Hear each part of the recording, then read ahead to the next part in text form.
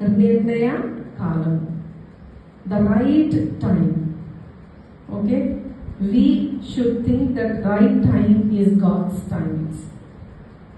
ఇప్పుడు జరిగితే బాగుండు, అప్పుడు జరిగితే బాగుండు, ఎల్లుండి జరిగితే బాగుండు, దానికన్నా ముందే వస్తే బాగుండు అని మనం అనుకుంటాం. కాలాలు, రోజులు అన్నీ కూడా చేసిన దేవుడు మన జీవితంలో కూడా ఎప్పుడు ఏది చేయాలనేది ఆయనకి తెలుసు. కాబట్టి ఈ దర్శనం మటుకు మన పని ఏంటండి, రాసుకోవాలి. రాసుకొని ఎంత పెద్దగా రాసుకోవాలంటే ఒక పరిగెత్తేవాడు కూడా చదవగలిగి అంత పెద్దగా రాసుకొని పెట్టుకుంటే దేవుడు అంటున్నాడు, నిర్ణయ కాలము అది జరుగును, తర్వాత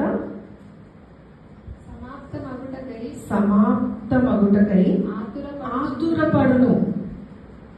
అది సమాప్తం అవ్వడానికి ఏమవుతుందంట, ఆతురపడుతుంది. దాని తర్వాత అది తప్పక నెరవేరుతుంది.